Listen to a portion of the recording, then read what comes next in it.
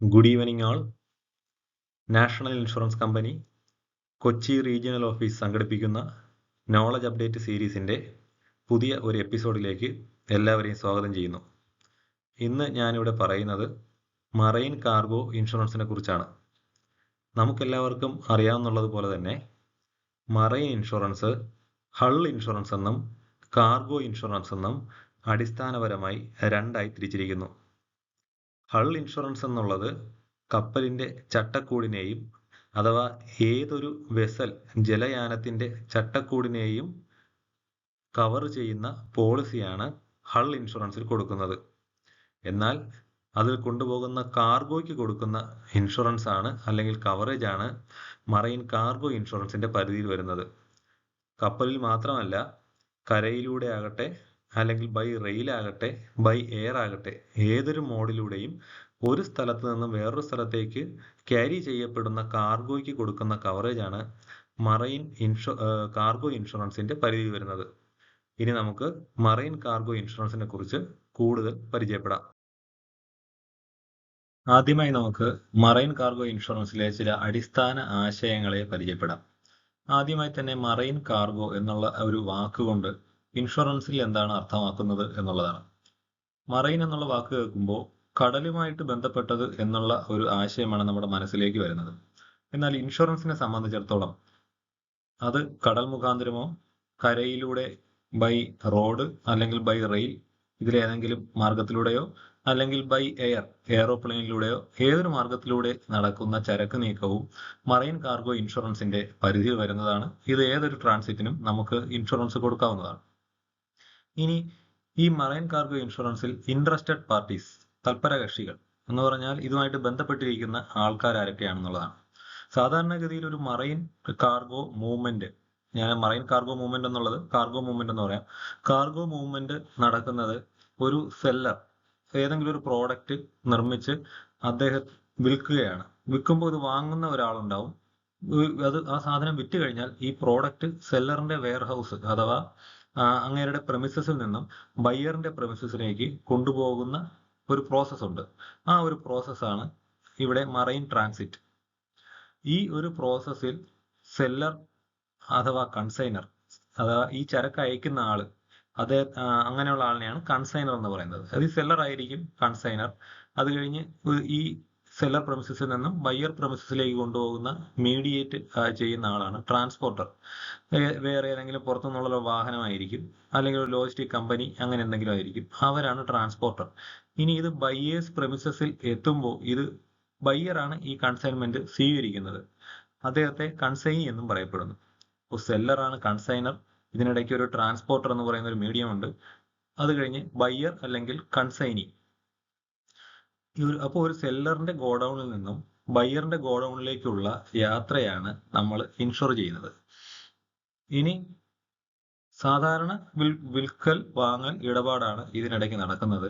ഇതല്ലാതെ തന്നെ ഒരാളുടെ സ്വന്തം സാധനം, ഇപ്പോൾ ഞാൻ ഒരിടത്തു നിന്ന് വേറൊരിടത്തേക്ക് ഷിഫ്റ്റ് ചെയ്യുകയാണ്, എൻ്റെ വീട് ഷിഫ്റ്റ് ചെയ്യുകയാണെങ്കിൽ പഴയ വീട്ടിൽ നിന്നും പുതിയ വീട്ടിലേക്ക് എൻ്റെ സ്വന്തം സാധനങ്ങൾ കൊണ്ടുപോകേണ്ടുന്ന ആവശ്യമുണ്ട്. ഇവിടെ വിൽക്കൽ വാങ്ങൽ നടക്കുന്നില്ല. എങ്കിലും അതും ഈ മറൈൻ കാർഗോ ഇൻഷുറൻസിന്റെ പരിധി വരുന്നതും ഇൻഷുറൻസ് എടുക്കാവുന്നതുമാണ്. പക്ഷേ അങ്ങനെയുള്ള ട്രാൻസിറ്റിന്റെ എണ്ണം വളരെ പരിമിതമായിരിക്കും. ഇനി ഈ ഒരു ട്രാൻസിറ്റ് മറൈൻ കാർഗോ ട്രാൻസിറ്റിന്റെ ദൈർഘ്യത്തിന്റെ അടിസ്ഥാനത്തിൽ പ്രധാനമായും രണ്ടായി ഇതിനെ തരംതിരിച്ചിരിക്കുന്നു. ഒന്ന് ഇൻലാൻഡ് ട്രാൻസിറ്റ് അഥവാ ഉൾനാടൻ ചരക്ക് നീക്കം, അതായത് ഇന്ത്യക്കുള്ളിൽ തന്നെ ഏതെങ്കിലും ഒരു സ്ഥലത്ത് നിന്ന് വേറൊരു സ്ഥലത്തേക്ക് ഈ കാർഗോ കൊണ്ടുപോകുന്നതിനെ ഇൻലാൻഡ് ട്രാൻസിറ്റ് എന്നും, ഓവർസീസ് ട്രാൻസിറ്റ് അഥവാ രാജ്യങ്ങൾ തമ്മിലുള്ള ചരക്ക് നീക്കം, ഉദാഹരണത്തിന് ചൈനയിലെ ഒരു വ്യാപാരിയിൽ നിന്നും ഇന്ത്യയിലെ ഒരു വ്യാപാരി ഒരു സാധനം വാങ്ങിക്കുകയാണ്. അവിടെ നിന്നും ചൈനയിൽ നിന്നും മോസ്റ്റ്ലി ബൈ സീ ആയിരിക്കും ചരക്ക് ഇങ്ങോട്ട് കൊണ്ടുവരികയാണ്. അങ്ങനെ രണ്ട് രാജ്യങ്ങൾക്കിടയിലുള്ള ചരക്ക് നീക്കത്തെയാണ് ഓവർസീസ് ട്രാൻസിറ്റ് എന്ന് പറയുന്നത്. ഇനി അടുത്ത അടിസ്ഥാന പദമാണ് ഇൻഷുറബിൾ ഇൻട്രസ്റ്റ്. ഇൻഷുറബിൾ ഇൻട്രസ്റ്റ് എന്ന് പറഞ്ഞു കഴിഞ്ഞാൽ ഹൂ ക്യാൻ ടേക്ക് ഇൻഷുറൻസ് എന്നുള്ളതാണ് ഇൻഷുറബിൾ ഇൻട്രസ്റ്റ്. ഉദാഹരണത്തിന് നമുക്ക് ഏറ്റവും നമ്മൾ പരിചയിച്ച ഒരു മോട്ടോർ ഇൻഷുറൻസിന്റെ കാര്യം തന്നെ എടുക്കാം. ഒരു മോട്ടോർ വാഹനത്തിന് ഇൻഷുറൻസ് എടുക്കാൻ കഴിയുന്നത് അതിന്റെ RC ഓണർക്ക് മാത്രമാണ്. ഇനി അദ്ദേഹം RC ഓണർ അല്ലാതെ വേറെ ആർക്കും തന്നെ ആ ഇൻഷുറൻസ് കൊടുക്കാൻ കഴിയില്ല. കൊടുത്താൽ തന്നെ അതിന് വാലിഡിറ്റി ഉണ്ടായിരിക്കില്ല. അത് മോട്ടോർ ഇൻഷുറൻസിന്റെ കാര്യം. ഇനി മറൈൻ ഇൻഷുറൻസിലേക്ക് വരുമ്പോൾ ഇൻഷുറബിൾ ഇൻട്രസ്റ്റ് എന്ന് പറയുന്നത് എയ്തർ സെല്ലർക്കായിരിക്കാം അല്ലെങ്കിൽ ബയ്യർക്കായിരിക്കാം. ഉദാഹരണത്തിന് ഒരു സെല്ലർ വെയർഹൗസിൽ നിന്നും ഈ സാധനം വാഹനത്തിൽ കയറ്റിയാൽ ഉടനെ സെല്ലറിന്റെ റെസ്പോൺസിബിലിറ്റി കഴിഞ്ഞു എന്ന് കരുതാൻ പറ്റില്ല. അതിന് വ്യത്യസ്തമായിട്ടുള്ള നിയമങ്ങളുണ്ട്. അതിനെക്കുറിച്ച് പറയാം. അതിനു മുന്നേ തന്നെ ഈ ഇൻഷുറബിൾ ഇൻട്രസ്റ്റ് മനസ്സിലാക്കാൻ ഏറ്റവും എളുപ്പമുള്ള വഴി എന്നാൽ ഈ ഒരു കൺസൈൻമെന്റിന് എപ്പോഴെങ്കിലും ഈ ഇൻഷുറൻസ് ചോദിച്ചു വരുന്ന ആളുടെ പേരിലേക്ക് ഓണർഷിപ്പ് ട്രാൻസ്ഫർ ആവാൻ സാധ്യതയുണ്ടോ? നമുക്കറിയാം, ഒരു സെല്ലർ അദ്ദേഹത്തിന്റെ പ്രോപ്പർട്ടിയാണ് കയറ്റി വിടുന്നത്. ഒരു ബയ്യർ അത് റിസീവ് ചെയ്യുന്നതോടുകൂടി അത് അദ്ദേഹത്തിന്റെ പ്രോപ്പർട്ടിയായി.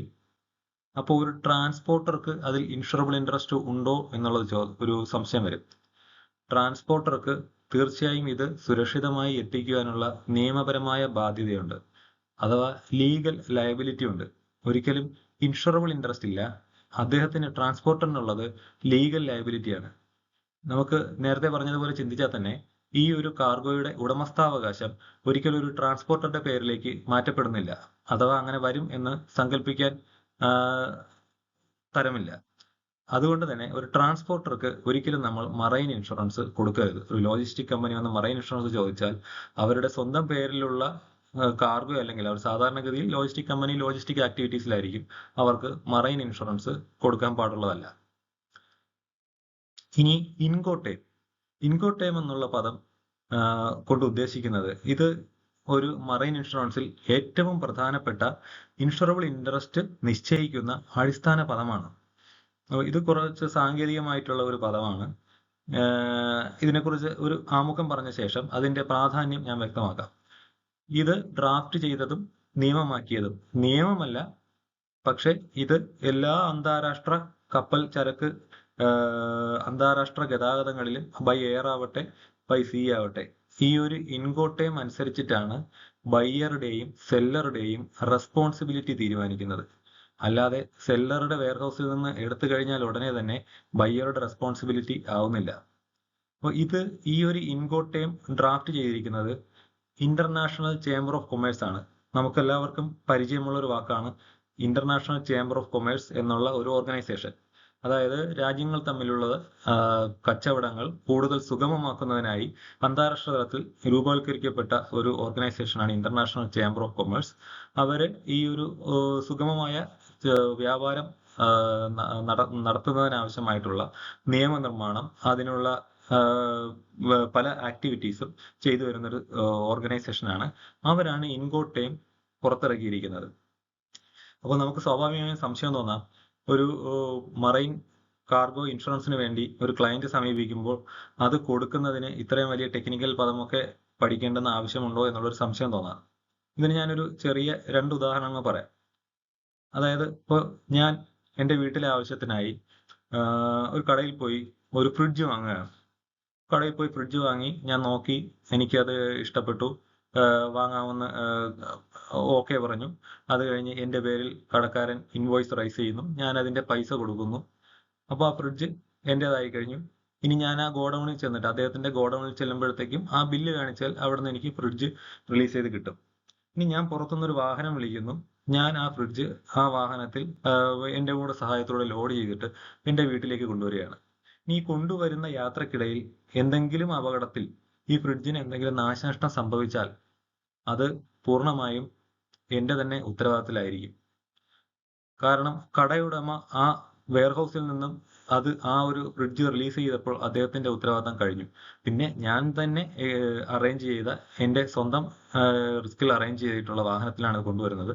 അപ്പോൾ അതിന്റെ ഫുൾ റെസ്പോൺസിബിലിറ്റി തീർച്ചയായിട്ടും ആ ട്രാൻസ്പോർട്ടർക്കുണ്ട്, പക്ഷെ ഒരിക്കലും ആ സെല്ലർക്ക് ഉണ്ടാവില്ല. ഇനി ഇതേ ഒരു ആശയം തന്നെ നമുക്ക് വേറൊരു രീതിക്ക് നോക്കാം. ഞാനിപ്പോൾ ഫ്രിഡ്ജ് വാങ്ങുന്നു, അത് കഴിഞ്ഞ് പൈസ അടയ്ക്കുന്നു, ഫ്രിഡ്ജ് എൻ്റെതാകുന്നു. അത് കഴിഞ്ഞിട്ട് കടക്കാരൻ പറയുകയാണ്, സാർ എനിക്ക് എൻ്റെ സ്വന്തം ട്രാൻസ്പോർട്ടേഷൻ ഫെസിലിറ്റി ഉണ്ട്, ഞാൻ സാധനങ്ങൾ ഡോർ ഡെലിവറി ചെയ്യും, സാറ് പൈസ അടച്ച് ബില്ല് ഇവിടെ തന്ന് പൊയ്ക്കോളൂ, നാളെ എൻ്റെ ആൾക്കാർ തന്നെ ഇത് സാറിന്റെ വീട്ടിൽ കൊണ്ടുവന്ന് തരിക എന്ന് പറയുകയാണ്. ഈ ഒരു സാഹചര്യത്തിൽ ഞാൻ വീട്ടിൽ പോയി ഫ്രിഡ്ജിനായിട്ട് വെയിറ്റ് ചെയ്യാണ്.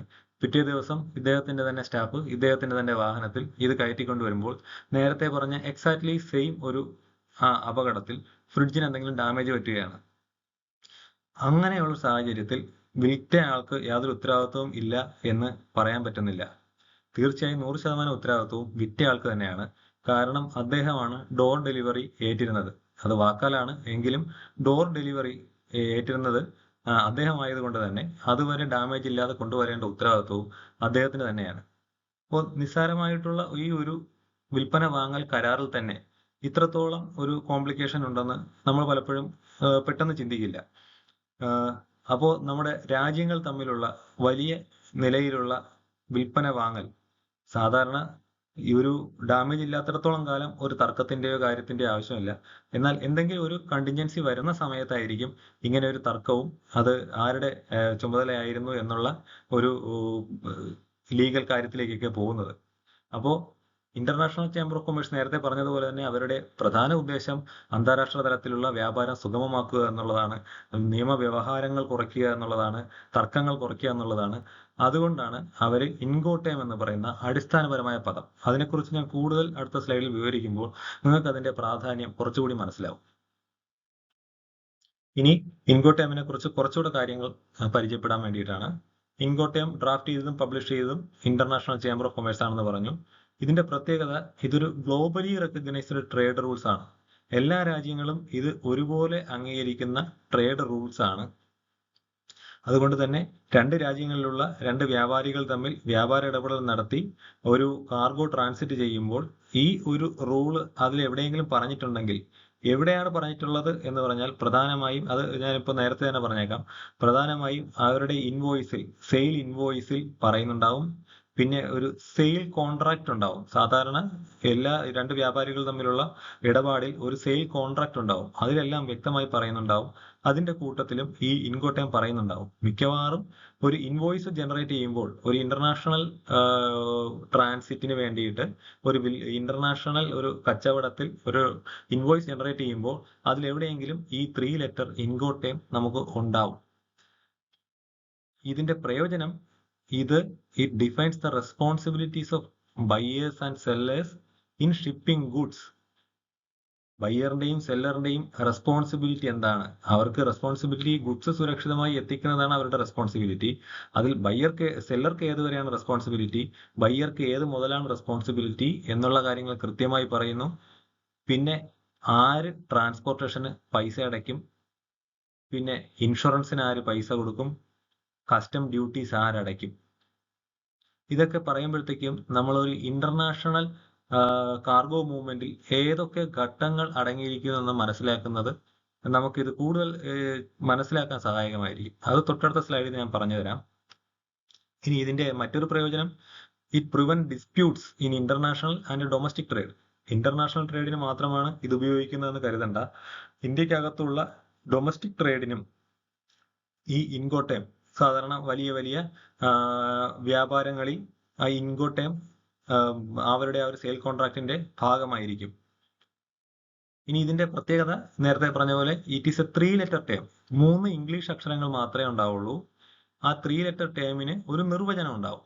3 ലെറ്റർ ടേമിന്റെ അടിയിൽ ഇങ്ങനെ ഒരു ഇൻകോട്ടയം വന്നു കഴിഞ്ഞാൽ അതിന്റെ സെല്ലറിന്റെ റെസ്പോൺസിബിലിറ്റി ഇങ്ങനെയാണ്, ട്രാൻസ്പോർട്ട് അറേഞ്ച് ചെയ്യേണ്ട ഇന്നയാളാണ് എന്നുള്ള നിർവചനങ്ങൾ അതിന്റെ താഴെ ഉണ്ടാവും. അതുകൊണ്ട് തന്നെ ഇതൊരു 3 അക്ഷര കോഡ് ഭാഷയായിട്ടാണ് സാധാരണയല്ല 11 ഇൻകോട്ടയമാണ് ടോട്ടൽ ഉള്ളത്.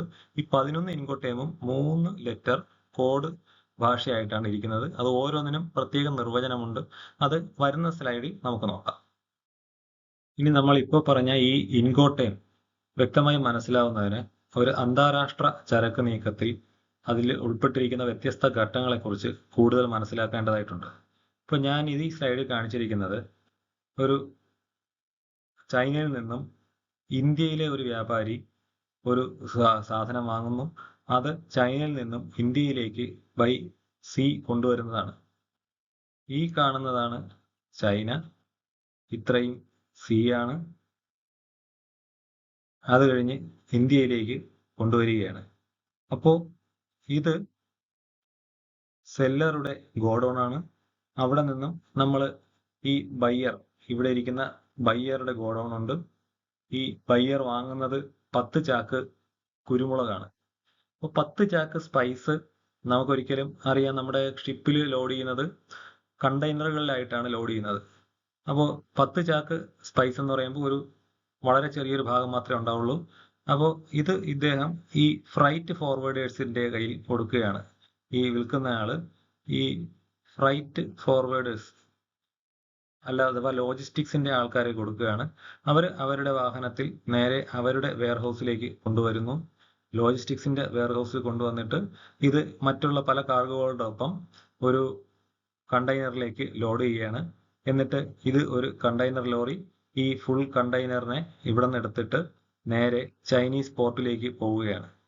ഇനി നമുക്കറിയാം, ഒരു കപ്പലിലേക്ക് സാധനം കയറ്റുന്നതിന് മുമ്പ് ചില നടപടിക്രമങ്ങൾ പാലിക്കേണ്ടതായിട്ടുണ്ട്.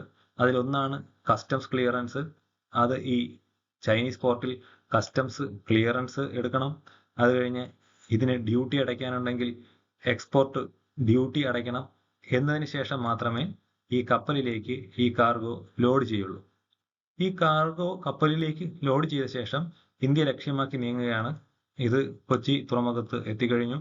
ഇനി ഇവിടെ നിന്ന് ഈ കാർഗോ അൺലോഡ് ചെയ്യണം. അൺലോഡ് ചെയ്ത കാർഗോ അടുത്ത് ഇതുമാതിരി കണ്ടെയ്നർ ലോറിയിൽ കയറ്റി നേരെ ലോജിസ്റ്റിക്സിന്റെ ഗോഡൌണിൽ വെയർഹൗസിലേക്ക് കൊണ്ടുപോവുകയാണ്. ഇവിടെ നിന്ന് ആ കണ്ടെയ്നർ ഓപ്പൺ ചെയ്ത്, അപ്പോൾ നമുക്കറിയാം ഇവിടെ എത്തിക്കഴിഞ്ഞാൽ, ഇന്ത്യയിൽ എത്തിക്കഴിഞ്ഞാൽ നമുക്ക് വെറുതെ സാധനം ഇറക്കിയിട്ട് അടുത്ത് കണ്ടെയ്നർ കയറ്റി വെച്ചിട്ട് പോകാൻ കഴിയില്ല. ഇവിടെയും കുറച്ച് ഫോർമാലിറ്റീസ് ഉണ്ട്. ഇവിടെ ഇമ്പോർട്ട് ക്ലിയറൻസ് എടുക്കണം, അഥവാ കസ്റ്റംസ് ക്ലിയറൻസ് എടുക്കണം. കസ്റ്റംസിന് ഇമ്പോർട്ട് ഡ്യൂട്ടി അടയ്ക്കണം. അത് കഴിഞ്ഞ ശേഷം ഈ ഒരു കണ്ടെയ്നർ കാരിയറിൽ കയറ്റി നേരെ നമ്മുടെ ലോജിസ്റ്റിക്സ് വെയർഹൗസിലേക്ക് പോകുന്നു. ഇവിടെ വെച്ച് കണ്ടെയ്നർ ഓപ്പൺ ചെയ്ത് നമ്മുടെ 10 ചാക്ക് കുരുമുളക് മാത്രം അടുത്ത ലോക്കലായിട്ടുള്ള ട്രാൻസ്പോർട്ടിനുള്ള ലോറി കയറ്റുന്നു. നേരെ ബയ്യറിന്റെ വെയർഹൗസിലേക്ക് എത്തുന്നു. അപ്പോൾ ഇതാണ് ഒരു ഇന്റർനാഷണൽ കാർഗോ മൂവ്മെന്റിന്റെ വ്യത്യസ്ത ഘട്ടങ്ങൾ. ഒന്നുകൂടി ചുരുക്കി പറയാം. ആദ്യം ഒന്നാം ഘട്ടത്തിൽ സെല്ലറിന്റെ പ്രമിസസിൽ നിന്നും നേരെ ലോജിസ്റ്റിക്സിന്റെ വെയർഹൗസിലേക്ക് കൊണ്ടുപോകുന്നു. കാര്യം 10 ചാക്ക് കുരുമുളക് മാത്രമേ ഉള്ളൂ, വളരെ ചെറിയ ക്വാണ്ടിറ്റിയാണ്. അവിടെ നിന്ന് ഇത് കണ്ടെയ്നറിലേക്ക് നിറയ്ക്കുന്നു. കണ്ടെയ്നറിൽ മറ്റു പലരുടെയും ലോഡ് ഉണ്ടാവും. അത് കഴിഞ്ഞ ശേഷം കണ്ടെയ്നർ കാരിയറിൽ ഇത് കൊണ്ടുപോകുന്നു. പോർട്ടിൽ ചെല്ലുന്നു. ചൈനീസ് പോർട്ടിൽ ചെന്നിട്ട് അവിടെ കയറ്റുമതി അഥവാ എക്സ്പോർട്ട് ഫോർമാലിറ്റീസ് കംപ്ലീറ്റ് ചെയ്യുന്നു. എക്സ്പോർട്ട് ഫോർമാലിറ്റീസ് കംപ്ലീറ്റ് ചെയ്ത ശേഷം ഇതിനെ ഷിപ്പിലേക്ക് ലോഡ് ചെയ്യുന്നു. ഷിപ്പ് ഇന്ത്യ ലക്ഷ്യമാക്കി വരുന്നു. കൊച്ചി തുറമുഖത്തെത്തുന്നു. അൺലോഡ് ചെയ്യുന്നു. അതടുത്ത് അവിടെ നിന്ന് ക്ലിയറൻസ് വീണ്ടും എടുക്കണം. ഇമ്പോർട്ട് ക്ലിയറൻസ് എടുക്കണം. ഇമ്പോർട്ട് ഡ്യൂട്ടിയും നമ്മൾ സർക്കാരിലേക്ക് അടയ്ക്കണം. എന്നാൽ മാത്രമേ ആ സാധനം നമ്മുടെ കണ്ടെയ്നർ ലോറിയിലേക്ക് കയറ്റുള്ളൂ. ആ കണ്ടെയ്നർ ലോറിയിൽ ആരുടെ കണ്ടെയ്നർ ലോറിയാണ് ഇത്? ലോജിസ്റ്റിക്സിന്റെ കണ്ടെയ്നർ ലോറിയാണ്. എന്നിട്ട് ലോജിസ്റ്റിക്സിന്റെ വെയർഹൗസിലേക്ക് വരുന്നു. ഇവിടെ വെച്ച് ഈ കണ്ടെയ്നർ പൊട്ടിക്കുന്നു. ഇങ്ങേരുടെ മാത്രം 10 ചാക്ക് എടുത്തിട്ട് അടുത്ത ലോറിയിൽ കയറ്റി നേരെ ഇങ്ങേരുടെ വെയർഹൗസിലേക്ക് വരുന്നു. ഇതാണ് ഒരു ഇന്റർനാഷണൽ ഷിപ്പിംഗ് പ്രോസസ്. ഇതാണ് ഏറ്റവും സങ്കീർണമായിട്ടുള്ള ഒരു ഷിപ്പിംഗ് പ്രോസസ്. ഇനി ഡൊമസ്റ്റിക് ആയിട്ടുള്ള ഷിപ്പിംഗ്, അത് ബൈ ഇൻലാൻഡ് വാട്ടർവേസ് ആകട്ടെ, ബൈ എയർ ആകട്ടെ, ബൈ റോഡ്, റെയിൽ, എന്തും ആവട്ടെ, അത് കുറേ കൂടി ലളിതമാണ്. നമുക്കറിയാം, ഇപ്പോൾ ഉദാഹരണത്തിന് ഫുഡ് കോർപ്പറേഷൻ ഓഫ് ഇന്ത്യ അവരുടെ ഒരു ഗോഡൌണിലുള്ള അരിയും ധാന്യങ്ങളും വേറൊരു ഗോഡൌണിലേക്ക് കൊണ്ടുപോകുന്നത് മിക്കവാറും അവർ റെയിൽവേ ട്രാക്കിനടുത്തൊക്കെ ആയിരിക്കും അവരുടെ ഗോഡൌൺ. അപ്പോൾ അത് ആദ്യം അവരുടെ ഗോഡൌണിൽ നിന്നും ലോറിയിൽ റെയിൽവേ സ്റ്റേഷനിൽ എത്തിച്ചിട്ട് റെയിൽവേ വാഗണിലേക്ക് ലോഡ് ചെയ്യുന്നു. ആ ഒരു പ്രോസസ്സാണ്. അത് കുറേ കൂടെ ലളിതമായിട്ടുള്ള പ്രോസസ്സാണ്. അപ്പോൾ ഈ ഒരു കംപ്ലീറ്റ് പ്രോസസ്സ് നമ്മുടെ മനസ്സിൽ ഉണ്ടാവണം. അപ്പോൾ നമ്മൾ ആദ്യം എന്താണ് ഇൻകോട്ടയം എന്ന് കണ്ടു. ഇൻകോട്ടയമിന്റെ പ്രാധാന്യം മനസ്സിലാക്കി. പ്രധാനമായിട്ടും ഉള്ളത് നമ്മുടെ ഇൻഷുറൻസിൽ ഒരു സെല്ലറിന്റെയും ബയ്യറിന്റെയും റെസ്പോൺസിബിലിറ്റി ഏത് പോയിന്റ് വരെയാണെന്നും ഏത് പോയിന്റ് വരെയാണ് ഇവർ ആ ഒരു കാർഗോ മൂവ്മെന്റിന് ആവശ്യമായിട്ട് വരുന്ന ചിലവുകൾ വഹിക്കേണ്ടതെന്നും എന്നുള്ളതാണെന്നുള്ളൊരു പ്രാഥമികമായ കാര്യം പറഞ്ഞു വെച്ചു. അത് കഴിഞ്ഞിട്ട് ഇൻകോട്ടയം ഒരു മറൈൻ ട്രാൻസിറ്റ് പ്രോസസ്സിൽ എങ്ങനെ അപ്ലൈ ചെയ്യപ്പെടുന്നു എന്നറിയാൻ വേണ്ടിയിട്ട് ഒരു ഇന്റർനാഷണൽ ട്രാൻസിറ്റിന്റെ വ്യത്യസ്തമായിട്ടുള്ള ഘട്ടങ്ങളും കണ്ടു. ഇനി നമുക്ക് ഇൻകോട്ടയമിനെ കുറിച്ച് കൂടുതൽ മനസ്സിലാക്കാനായിട്ട് നേരത്തെ പറഞ്ഞതുപോലെ ആകെയുള്ള 11 ഇൻകോട്ടയമിൽ ഏറ്റവും സാർവത്രികമായിട്ട് ഉപയോഗിക്കുന്ന ഒരു 4 ഇൻകോട്ടയമിനെ കൂടുതൽ പരിചയപ്പെടാം. ഇൻകോട്ടേമിന്റെ ഡെഫിനേഷൻ അടക്കം പറയുമ്പോഴത്തേക്കും എന്താണ് ഇൻകോട്ടേം എന്നുള്ളത് കൂടുതൽ നമുക്ക് മനസ്സിലാവും. ആദ്യത്തെ ഇൻകോട്ടേം EXW എന്നുള്ള ചുരുക്കെഴുത്തിൽ അറിയപ്പെടുന്ന എക്സ് വർക്സ് അഥവാ എക്സ് ഫാക്ടറി എന്നൊക്കെ പറയുന്ന ഇൻകോട്ടേമാണ്. ഈ ഒരു ഇൻകോട്ടേം നമ്മുടെ സെയിൽ കോൺട്രാക്റ്റിലോ അല്ലെങ്കിൽ സെയിൽ ഇൻവോയ്സിലോ ഉണ്ടെങ്കിൽ അതിന്റെ മീനിങ് എപ്പോഴും ഈ ഒരു ഇൻകോട്ടേം പറയുന്നത് സെല്ലറെ അടിസ്ഥാനമാക്കിയാണ്. ഇപ്പൊ EXW എന്നാൽ എക്സ് വർക്സ്.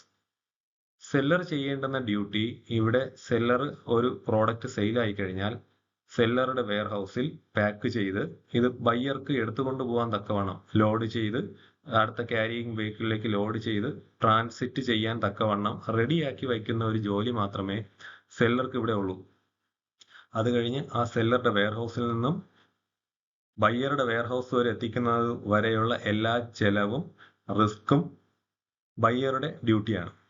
അതുകൊണ്ട് തന്നെ ഇപ്പൊ നമ്മൾ നേരത്തെ ആദ്യത്തെ ഉദാഹരണത്തിൽ പറഞ്ഞത് ചൈനയിൽ നിന്ന് ഒരു ഗുഡ്സ് ഇന്ത്യയിലേക്ക് ഇമ്പോർട്ട് ചെയ്യുമ്പോൾ ചെയ്യുന്ന വ്യത്യസ്ത ഘട്ടങ്ങളാണ് നമ്മുടെ ആ ഒരു ട്രാൻസിറ്റിൽ നമ്മൾ പറഞ്ഞത്. ഇനി നമുക്ക് തിരിച്ചു ചിന്തിച്ചു നോക്കാം. അതായത് ഇന്ത്യയിലാണ് സെല്ലർ ഇരിക്കുന്നത്. ഇന്ത്യയിലെ സെല്ലർ ചൈനയിലെ ഒരു ബയ്യർക്ക് സാധനം വിറ്റതിന് ശേഷം ഇവിടുന്ന് ആ സാധനം ചൈനയിലേക്ക് കൊണ്ടുപോകുന്ന വ്യത്യസ്ത ഘട്ടങ്ങൾ, നേരത്തെ ഉള്ളത് റിവേഴ്സ് ആയിട്ട് ചിന്തിച്ചു നോക്കിയാൽ മതി.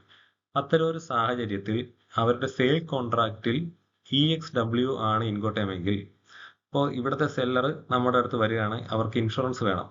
ഇവിടുത്തെ വെയർ ഹൗസിൽ നിന്നും അവിടെ ബയ്യറിന്റെ ചൈനയിലെ വെയർ ഹൗസ് വരെ കവർ ചെയ്യുന്ന ഇൻഷുറൻസ് വേണം. ടേം എക്സ് വർക്സ് ആണ്, EXW ആണ് ഇൻകോട്ടേം. അങ്ങനെയാണെങ്കിൽ നമുക്ക് ഇൻഷുറൻസ് കൊടുക്കാൻ പറ്റുമോ എന്ന് നോക്കാം. അതിന്റെ ഉത്തരം പറ്റില്ല എന്നുള്ളതാണ്. അതിന് കാരണം എക്സ് വർക്സ് പ്രകാരം സെല്ലർക്ക് അദ്ദേഹത്തിന്റെ വെയർ ഹൗസ് വിട്ടിട്ട് ഒരു ഇൻഷുറൻസ് ഇല്ല, ഒരു റെസ്പോൺസിബിലിറ്റി ഇല്ല. അതുകൊണ്ട് തന്നെ ഈ ഒരു ട്രാൻസിറ്റിന്റെ യാതൊരു ഘട്ടങ്ങളിലും സെല്ലർക്ക് ഈ ഒരു ട്രാൻസിറ്റൽ റെസ്പോൺസിബിലിറ്റി ഇല്ല, റിസ്ക്കും ഇല്ല. അപ്പൊ അതുകൊണ്ട് തന്നെ ഒരു സെല്ലർക്ക് എക്സ് വർക്സിൽ ഇൻഷുറൻസ് കൊടുക്കേണ്ട ആവശ്യമില്ല. വേറെ ചില സാഹചര്യങ്ങളിൽ ഇപ്പോൾ സെല്ലർ പറയും, ഇത് ചൈനയിലെ ബയ്യർ ഇവിടെ നിന്ന് ഇൻഷുറൻസ് എടുത്ത് കൊടുക്കാമോ എന്ന് ചോദിച്ചു, ചൈനയിലെ ഇൻഷുറൻസ് കോസ്റ്റ് കൂടുതലാണ്, അതുകൊണ്ട് ഇവിടെ നിന്ന് ഇൻഷുറൻസ് അറേഞ്ച് ചെയ്യാമെന്ന് ചോദിച്ചു. അപ്പൊ അങ്ങനെയുള്ള സാഹചര്യങ്ങളിലൊന്നും നമുക്ക് സാധാരണ നമ്മുടെ ഇൻഷുറൻസ് കൊടുക്കാൻ കഴിയില്ല. കാരണം ഒരു ഇന്ത്യൻ സിറ്റിസൺ അല്ലെങ്കിൽ ഇന്ത്യയിൽ രജിസ്റ്റർ ചെയ്ത ഒരു കമ്പനിക്കാണ് നമ്മൾ സാധാരണ ഒരു മറൈൻ ഇൻഷുറൻസോ ഏതൊരു ഇൻഷുറൻസോ സാധാരണ കൊടുക്കുന്നത്. ഇനി അടുത്ത 3 ഇൻകോട്ടേമുകളും FOB, CFR, CIF എന്നുള്ള 3 ഇൻകോട്ടേമും റിസ്കിന്റെ കാര്യത്തിൽ അടിസ്ഥാനപരമായി ഒന്നാണ്. FOB ഫ്രീ ഓൺ ബോർഡ്, നേരത്തെ തന്നെ പറഞ്ഞു സെല്ലർ ബേസ് ചെയ്തിട്ടാണ് നമ്മൾ ഇൻകോട്ടേം പറയുന്നത്. അപ്പോൾ ഇവിടെ FOB എന്ന് പറഞ്ഞാൽ seller is free when the goods R loaded on board. On board എന്ന് പറഞ്ഞാൽ കപ്പലിലേക്ക് ലോഡ് ചെയ്യുന്നതിനാണ് ഓൺ ബോർഡ് എന്ന് പറയുന്നത്. നമുക്ക് വേറെ പല സാഹചര്യങ്ങളിലും കേട്ടിട്ടുള്ള വാക്കായിരിക്കും.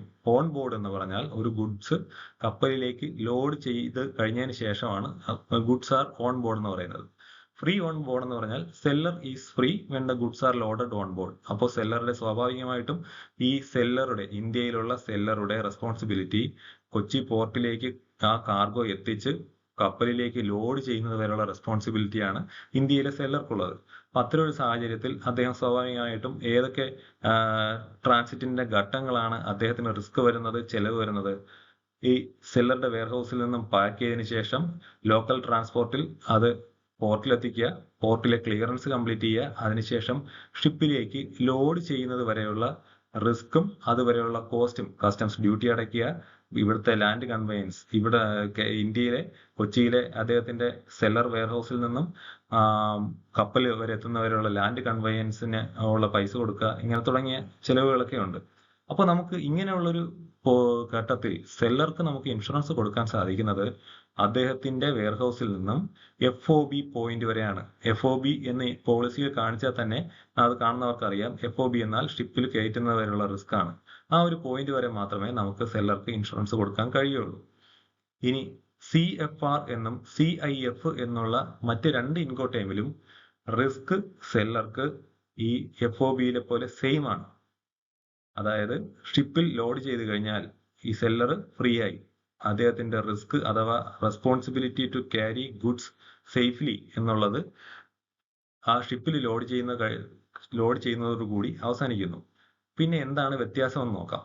CFRൽ അതിന്റെ എക്സ്പാൻഷൻ കോസ്റ്റ് ആൻഡ് ഫ്രൈറ്റ് എന്നുള്ളതാണ്. ഇവിടെ ഫ്രൈറ്റ് എന്ന് പറയുന്നത് ഇവിടുത്തെ ഒരു മൾട്ടി ലെഗ് ട്രാൻസിറ്റ്, അതായത് പല റോഡ് മാർഗം, പിന്നെ കപ്പലിൽ ഇന്ത്യൻ പോർട്ടിൽ നിന്നും ചൈനീസ് പോർട്ട് വരെ, അവിടെ നിന്ന് പിന്നെ വീണ്ടും ചൈനയിൽ റോഡ് മാർഗം അവിടുത്തെ ബയ്യറിന്റെ വെയർഹൗസ് വരെ. ഈ ഒരു മൾട്ടിമോഡ് ട്രാൻസിറ്റിൽ ഏറ്റവും പ്രാധാന്യവും ദൈർഘ്യവുമുള്ള ട്രാൻസിറ്റ് കടലിലൂടെയുള്ള കപ്പൽ ട്രാൻസിറ്റ് ആണ്. അപ്പോൾ ആ ഒരു ട്രാൻസിറ്റിന്റെ ഫ്രൈറ്റ് അഥവാ കടത്തുകൂലി വഹിക്കേണ്ടുന്നത് സെല്ലറാണ്. അതാണ് ഇവിടെ അധികമായിട്ട് വരുന്നത്. FOBയിൽ കടത്തുകൂലി ബയ്യറായിരിക്കും വഹിക്കുന്നത്. CFR അഥവാ കോസ്റ്റ് ആൻഡ് ഫ്രൈറ്റിൽ കടത്തുകൂലി കൂടി സെല്ലറുടെ, ഇന്ത്യയിലുള്ള സെല്ലറുടെ റെസ്പോൺസിബിലിറ്റിയാണ്. ഇനി CIFലാണെങ്കിലോ റിസ്ക് നേരത്തെ പറഞ്ഞതുപോലെ തന്നെ കപ്പലിൽ കയറ്റുന്നത് വരികയേ ഉള്ളൂ. പക്ഷെ ഇവിടെ cost, insurance and freight, cost ഉണ്ട്, ഫ്രൈറ്റിന്റെ കടത്തുകൂലി കൊടുക്കണം, പിന്നെ ഇൻഷുറൻസും കൂടി എടുത്തു കൊടുക്കണം.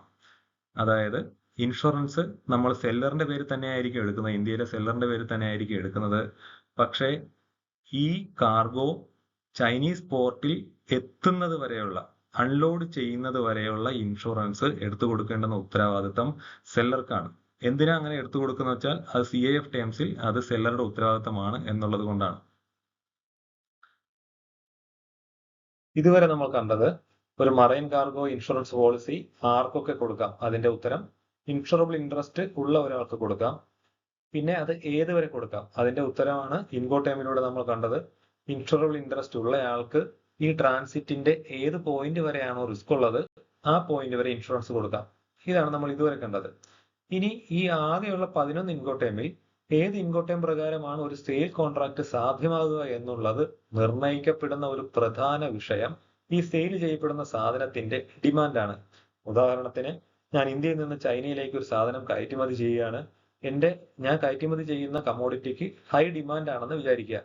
അതിന്റെ ലഭ്യതയിലുള്ള കുറവ് കൊണ്ടോ വിലയിലുള്ള കുറവ് കൊണ്ടോ ഹൈ ഡിമാൻഡ് ആണെങ്കിൽ എനിക്ക് എക്സ്വർസ് അഥവാ എന്റെ വെയർഹൗസിൽ നിന്ന് തന്നെ ആ സാധനം എടുത്തുകൊണ്ട് പോകാൻ, അല്ലെങ്കിൽ ബൈ ചെയ്ത് അത് ക്യാരി ചെയ്തുകൊണ്ട് പോകാൻ ബൈയേഴ്സ് റെഡി ആയേക്കും. അപ്പോൾ എനിക്ക് സെല്ലർക്ക് ഏറ്റവും ലയബിലിറ്റി കുറഞ്ഞ എക്സ്വർസിലും എനിക്കത് വിൽക്കാൻ സാധിച്ചേക്കും. എന്നാൽ അതിന് ഡിമാൻഡ് കുറവാണെങ്കിൽ ചിലപ്പോൾ ഹയർ കവറേജ് ആയിട്ടുള്ള CIFO അല്ലെങ്കിൽ അതിന് മുകളിലുള്ള ഏതെങ്കിലും കവറേജ് കൊടുക്കേണ്ടതായി വന്നേക്കാം. ഇനി നമ്മൾ ഇത്തരത്തിൽ ഒരു കാർഗോയ്ക്ക് കൊടുക്കുന്ന ഇൻഷുറൻസിൽ ഏതൊക്കെ തരത്തിൽ കാർഗോയ്ക്ക് വരുന്ന ഡാമേജ് ആണ് കവർ ചെയ്യുന്നത് എന്നുള്ളത് നോക്കാം. ഒരു ഇൻഷുറൻസ് പോളിസിയിൽ ഏതൊക്കെ രീതിക്ക് കാർഗോയ്ക്ക് വരുന്ന ഡാമേജ് ആണ് കവർ ചെയ്യുന്നുള്ളത് കാണിക്കുന്നത് അതിന്റെ പോളിസിയിലെ കവറേജ് ക്ലോസസിലാണ്. നമ്മൾ ആദ്യം പറഞ്ഞതുപോലെ തന്നെ ഒരു കാർഗോ ട്രാൻസിറ്റിനെ അതിന്റെ യാത്രയുടെ ദൈർഘ്യത്തിന്റെ അടിസ്ഥാനത്തിൽ ഓവർസീസ് ട്രാൻസിറ്റ് എന്നും ഇൻലാൻഡ് ട്രാൻസിറ്റ് എന്നും പ്രധാനമായും രണ്ടായി തിരിച്ചിരിക്കുന്നു. ഇന്ത്യയിൽ നിന്നും മറ്റൊരു രാജ്യത്തിലേക്കോ അല്ലെങ്കിൽ വേറൊരു രാജ്യത്ത് നിന്ന് ഇന്ത്യയിലേക്കോ ഉള്ള കയറ്റുമതിയോ ഇറക്കുമതിയോ ഓവർസീസ് ട്രാൻസിറ്റിന്റെ അണ്ടറിൽ വരുമ്പോൾ ഇന്ത്യക്കുള്ളിൽ തന്നെയുള്ള ആഭ്യന്തരമായിട്ടുള്ള ചരക്ക് നീക്കങ്ങളാണ് ഇൻലാൻഡ് ട്രാൻസിറ്റിൽ വരുന്നത്. ഓവർസീസ് ട്രാൻസിറ്റിൽ പല പല രാജ്യങ്ങൾ ഉൾപ്പെട്ടിട്ടുള്ളത് കൊണ്ട് തന്നെ എല്ലാ രാജ്യങ്ങൾക്കും സാർവത്രികമായി അംഗീകൃതമായിട്ടുള്ള ഇൻസ്റ്റിറ്റ്യൂട്ട് കാർഗോ ക്ലോസ് അഥവാ ICC പ്രകാരമാണ് അതിന്റെ ആ കവറേജ് നമ്മൾ പോളിസി കാണിക്കുന്നത്. ICC ഡ്രാഫ്റ്റ് ചെയ്തിരിക്കുന്നത് institute of London under writers ആണ്. അതിൽ 3 ഉപവിഭാഗങ്ങളിലായിട്ടാണ് കവറേജുകൾ കാണിച്ചിരിക്കുന്നത്. ICC A, B, C. ICC A all risk പോളിസിയാണ്. അതായത് ഏതൊരു തരത്തിൽ ഡാമേജ് വന്നാലും ആ പോളിസിയിൽ കവേർഡ് ആണ്. ഏതൊക്കെ തരത്തിൽ ഡാമേജ് വന്നാൽ കവേർഡ് അല്ല എന്നുള്ളത് മാത്രമേ ആ പോളിസിയിൽ നമ്മൾ എക്സ്ക്ലൂഷൻസിന്റെ അണ്ടറിൽ കാണിക്കുള്ളൂ. അതിനെ ജനറൽ എക്സ്ക്ലൂഷൻസ് എന്നുള്ളതിന്റെ അണ്ടറിൽ കുറച്ച് കാരണങ്ങൾ പറഞ്ഞിട്ടുണ്ട്. ആ ഏതെങ്കിലും കാണിച്ചിരിക്കുന്ന കാരണത്താൽ കാർഗോയ്ക്ക് ഉണ്ടാകുന്ന ഡാമേജ് മാത്രമാണ് കവേർഡ് അല്ലാതെ ആവുന്നത്. അപ്പോൾ ജനറൽ എക്സ്ക്ലൂഷൻസിൽ വരുന്ന എല്ലാ എക്സ്ക്ലൂഷൻസും അഥവാ ഏതൊക്കെ ഡാമേജ് ആണ് കവേർഡ് അല്ലാതെ ഇരിക്കുന്നത് എന്നുള്ളത് ICC Aയ്ക്കും Bയ്ക്കും Cയ്ക്കും പൊതുവായി ഉള്ളതാണ്. ICC A ഓൾ റിസ്ക് ആയിരിക്കുമ്പോൾ തന്നെ ICC Bയും Cയും നെയ്മഡ് പെരിൽസ് ആണ്, അല്ലെങ്കിൽ Bയിലും Cയിലും ഉള്ള കവറേജ് പ്രത്യേകം ലിസ്റ്റ് ചെയ്തിരിക്കുന്നു. ICC A കഴിഞ്ഞാൽ കൂടുതൽ കവറേജ് ഉള്ളത് ICC Bയിലാണ്. ഏറ്റവും ബേസിക് ആയിട്ടുള്ള കവറേജുകളാണ് ICC Cയിലുള്ളത്.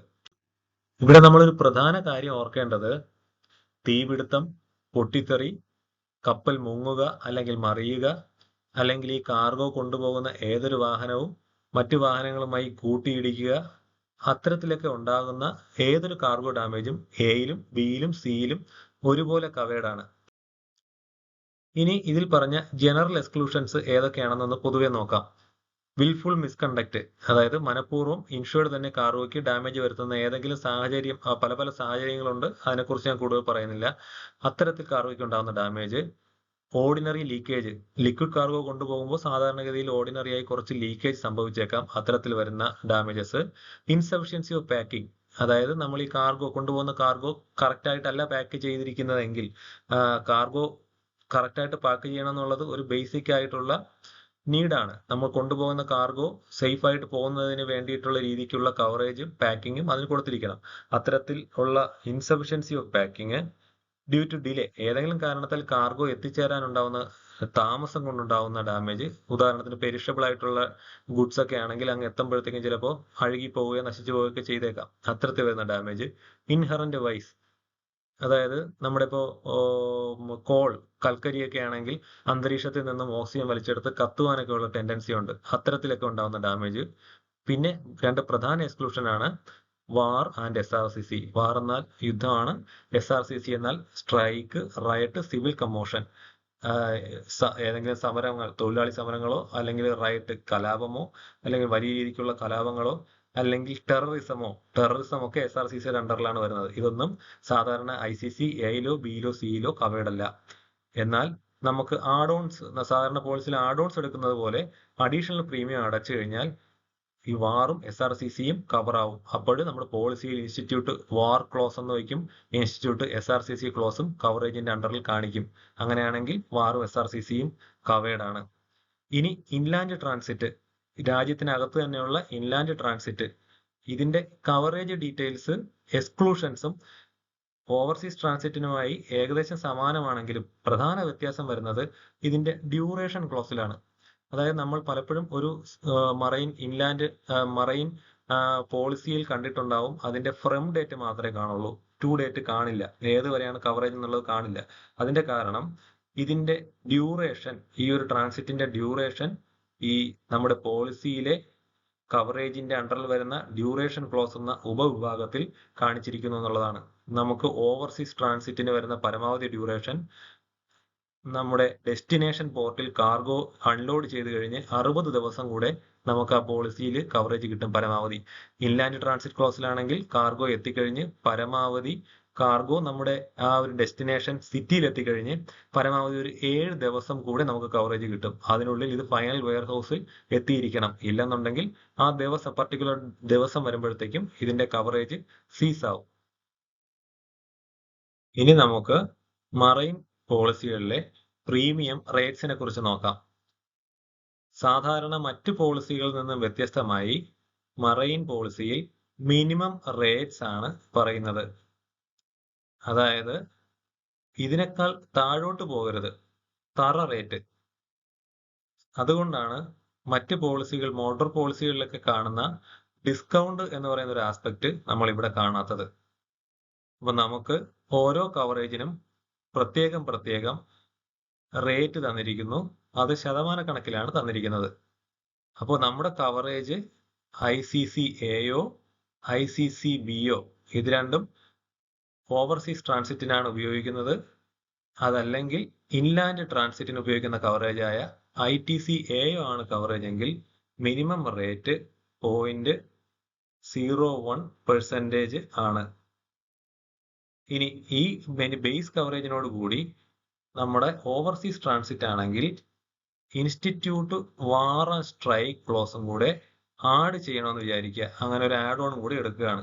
അങ്ങനെയാണെങ്കിൽ അതിന്റെ പ്രീമിയം റേറ്റ് 0.005% ആയിരിക്കും. അപ്പോൾ ഈ ഒരു പ്രീമിയം റേറ്റ് നമ്മുടെ മുകളിലത്തെ ബേസ് റേറ്റിനോടൊപ്പം ആഡ് ചെയ്യണം. ഇനി ഇൻലാൻഡ് ട്രാൻസിറ്റ് ആണെന്നുണ്ടെങ്കിൽ അവിടെ വാർ ആപ്ലിക്കബിൾ അല്ല, നമുക്കറിയാം. ഇൻലാൻഡ് ട്രാൻസിറ്റ് പോളിസിയിൽ നമുക്ക് SRCCയും കൂടെ അഡീഷണൽ ആയിട്ട് ആഡ് ചെയ്യണമെങ്കിൽ നമ്മുടെ ഈ ബേസ് പ്രീമിയം റേറ്റിനോടൊപ്പം നമ്മുടെ ഇവിടുത്തെ SRCC റേറ്റ് ആയിട്ടുള്ള 0.0025 കൂടെ ആഡ് ചെയ്യണം. അത് രണ്ടും കൂടെ ആഡ് ചെയ്തിട്ട് കിട്ടുന്ന റേറ്റ് ആണ് നമ്മൾ സം ഇൻഷുർഡിൽ അപ്ലൈ ചെയ്യാനുള്ളത്. സം ഇൻഷുർഡ് എങ്ങനെയാണെന്നുള്ളത് അടുത്ത സ്ലൈഡിൽ പറയാം. ഇനി ഇത് മുന്തിയ കവറേജുകളുടെ കാര്യമാണ് ഞാനിവിടെ ഈ ബേസ് റേറ്റ് കാണിച്ചിരിക്കുന്നത്. ഇനി കുറച്ച് കുറഞ്ഞ കവറേജ് ആയിട്ടുള്ള ICC-CO, ITC-BO ആണ് നമ്മൾ ഓപ്റ്റ് ചെയ്യുന്നതെങ്കിൽ നമുക്ക് ഈ ബേസ് റേറ്റിൽ പരമാവധി ഒരു 10% ഡിസ്കൗണ്ടും കൂടെ കിട്ടും. എന്നാൽ വാറിലോ SRCC-യിലോ അഡീഷണൽ ഡിസ്കൗണ്ട് ഒന്നും കിട്ടില്ല. ഈ 10% ഡിസ്കൗണ്ട് കിട്ടുന്നത് ബേസ് റേറ്റ് ആയിട്ടുള്ള മിനിമം റേറ്റ് ആയിട്ടുള്ള 0.01% അതായത് നമ്മൾ ഇവിടെ കണ്ട ഈ ഒരു ബേസ് റേറ്റിലാണ് ആ ഡിസ്കൗണ്ട് കിട്ടുന്നത്. വാറിലോ SRCC-യിലോ നമുക്ക് യാതൊരു ഡിസ്കൗണ്ടും കിട്ടുന്നതല്ല. ഇനി നമുക്കൊരു സാമ്പിൾ പ്രീമിയം കാൽക്കുലേഷൻ നോക്കാം. ഇവിടെ ഒരു ഇൻവോയ്സുമായിട്ട് നമ്മുടെ അടുത്ത് പോളിസി എടുക്കാൻ വന്നിരിക്കുകയാണ്. ഇൻവോയ്സിൽ കാണിച്ചിരിക്കുന്നു 100 ബോക്സസ് ഓഫ് കയർ മാറ്റ്സ് ആണ് കയറ്റിവിടുന്നത് ഫ്രം ഇന്ത്യ ടു US. ഇന്ത്യയിലെ US-ലെ അഡ്രസ് ഒക്കെ ഇൻവോയ്സിൽ കാണും. ബൈ സി എന്നുള്ളതുണ്ടാവും. അണ്ടർ CAA പിൻകോട്ടയും ഇൻവോയ്സിൽ എവിടെയെങ്കിലും ഉണ്ടാവും. അവര് തന്നിരിക്കുന്ന ഇൻവോയ്സിൽ ടോട്ടൽ ഇൻവോയ്സ് വാല്യൂ ഉണ്ടാവും. ചിലപ്പോൾ ഡോളറിലായിരിക്കും. അങ്ങനെയാണെങ്കിൽ നമ്മൾ ഇന്ത്യൻ റുപ്പിയിലേക്ക് കൺവേർട്ട് ചെയ്യുക. ഇല്ല, ഇന്ത്യൻ റുപ്പിയാണ്. 10 lakh rupees ആണ് ഇപ്പോൾ ഇവിടെ കാണുന്നത്. പിന്നെ അവർ അഡീഷണൽ പറയുന്നു valuation to be done at invoice value plus 10%. നമ്മൾ മറൈൻ കാർഗോ ഇൻഷുറൻസിൽ മാത്രം കാണുന്ന ഒരു പ്രത്യേക രീതിയാണിത്. അതായത് സം ഇൻഷുർഡ് അറൈവ് ചെയ്യുന്നത് എപ്പോഴും ഇൻവോയ്സ് വാല്യൂ അല്ലെങ്കിൽ CIF എന്നൊക്കെ പറയും. ഇൻവോയ്സ് വാല്യൂ അല്ലെങ്കിൽ CIF വാല്യൂ പ്ലസ് 10% എന്നുള്ളത്.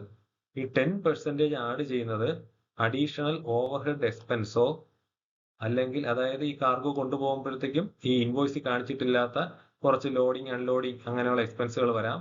അല്ലെന്നുണ്ടെങ്കിൽ പ്രോഫിറ്റിന്റെ ഒരു എലമെന്റ് ഒക്കെ വരാം. ഇതൊരു കസ്റ്റമറിയാണ് ഈ 10% നമ്മൾ ഇൻവോയ്സ് വാല്യൂവിൽ ആഡ് ചെയ്യുക എന്നുള്ളത്. ഇങ്ങനെ കിട്ടുന്ന ഇൻവോയ്സ് വാല്യൂ പ്ലസ് 10% ആയിരിക്കും സം ഇൻഷുർഡ്. ടോട്ടൽ ലോസ് ആവുകയാണെങ്കിൽ ഈ സം ഇൻഷുർഡ് ആയിരിക്കും കസ്റ്റമറിന് കൊടുക്കുക. ഇനി coverage requested ICC-A and war and SRCC.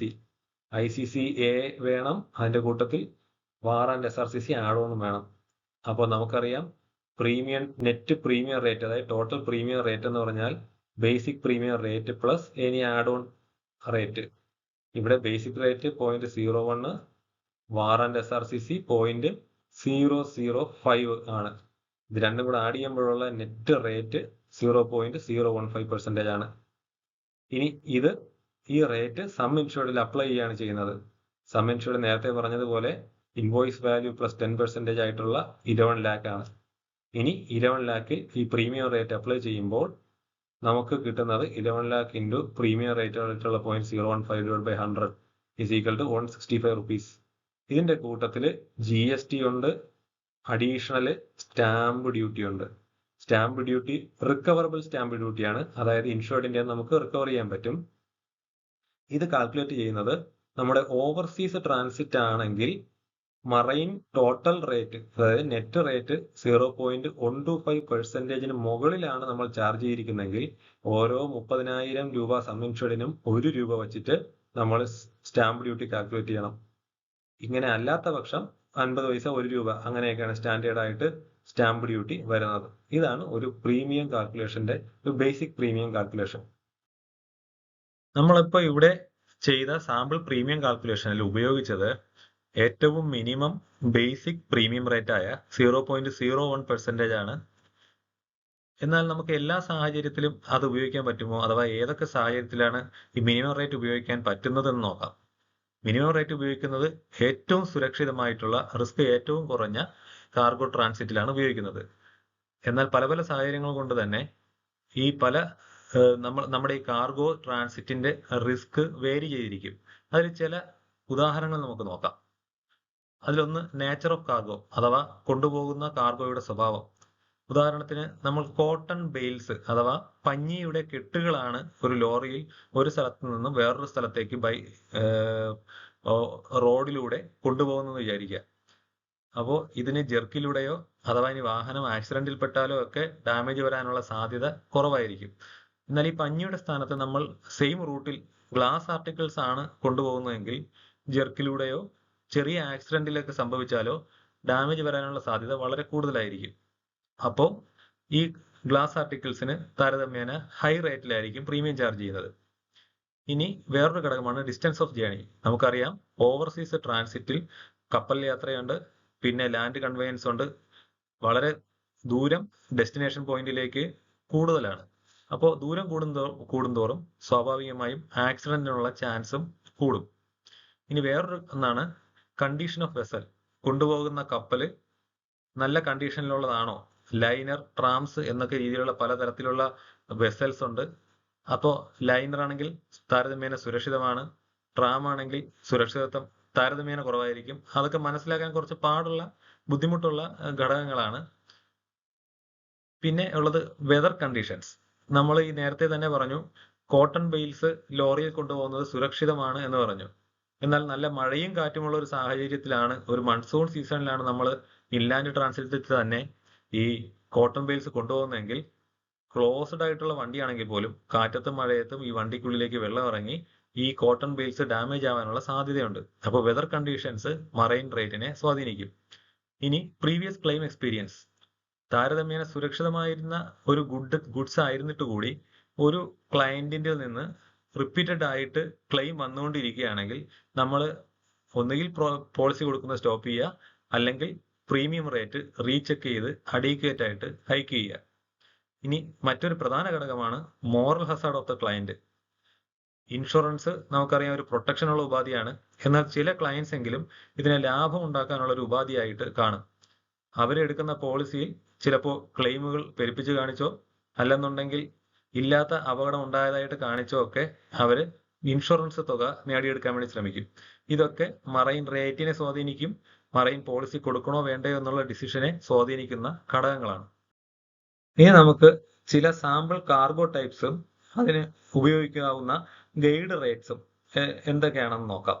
അതിന്റെ റിസ്ക് അനുസരിച്ചിട്ട് ആദ്യത്തേത് കോട്ടൺ ബെയിൽസ്. നേരത്തെ പറഞ്ഞ പോലെ പഞ്ഞിക്കെട്ടുകൾ തന്നെയാണ്. അത് കംപ്ലീറ്റ് ആയിട്ട് പറഞ്ഞു കഴിഞ്ഞു. താരതമ്യേന റിസ്ക് കുറഞ്ഞ ഒരു കാർഗോയാണ്.